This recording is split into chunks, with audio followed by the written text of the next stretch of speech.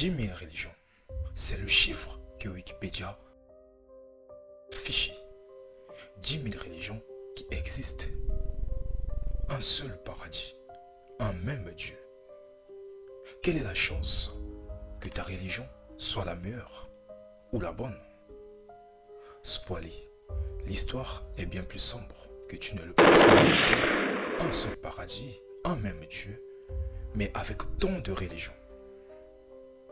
Et pire, toutes ces religions affirment détenir la vérité. La question qu'on doit se poser, quelle est la bonne, quelle est la meilleure, quelle est la religion qu'on doit suivre? Le christianisme et l'islam, qui sont des bébés des religions qui remontent du 1er siècle au 6e siècle, sont très jeunes.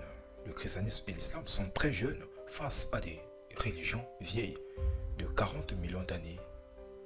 Bien avant que ces deux religions politiques, j'ose dire, le christianisme et l'islam n'existent, des millénaires d'années, il existait une spiritualité libre, sans guerre, sans imposition, sans force, sans dogme, libre.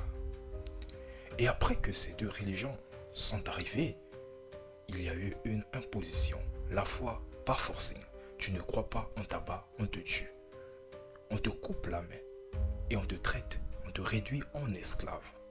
Est-ce le vrai Dieu ou de la manipulation politique? C'est ce qu'on va découvrir dans cette vie. Est-ce que l'architecte de l'univers, le Dieu Tout-Puissant, Yahvé, ne voit-il pas cette injustice? Remarquons un fait ensemble. Ceux qui sont nés en Inde sont naturellement des hindous. Ceux qui sont nés en Arabie Saoudite sont des arabes. Ceux qui sont nés au Moyen-Orient, des chrétiens sous peine de mort. Coïncidence ou encore une manipulation? Est-ce que chaque peuple avait une croyance, un Dieu, ou bien le christianisme et l'islam sont des réelles ou des vraies religions que tous nous devons croire? Des livres spirituels comme le Coran et la Bible, qui sont des livres qui sont censés unir les gens, mais sont des véritables armes de guerre, de manipulation des peuples. Est-ce Dieu est derrière ça, ou encore ce sont des humains qui utilisent ces livres à mauvaise science pour nuire à d'autres personnes? Les chrétiens viendront me dire certainement c'est la mauvaise foi des gens, et les musulmans diront autant. Alors la question que j'aimerais vous poser, si toutes ces religions croient en un Dieu unique, et que si toutes ces religions possèdent chacune un livre, dit livre saint, qui possède le véritable Dieu et où allons-nous prier le vrai Dieu?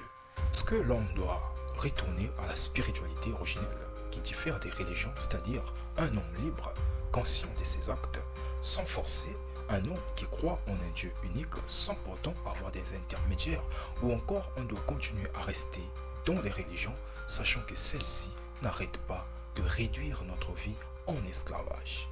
Doctrine sur doctrine, loi sur loi, condition sur condition, nous ne vivons presque plus. Et d'autant plus, ces hommes de Dieu qui ne vivent pas des vies différentes des nôtres, ça nous pousse à réfléchir. Et toi, que penses-tu? Une spiritualité libre ou la religion avec ses dogmes?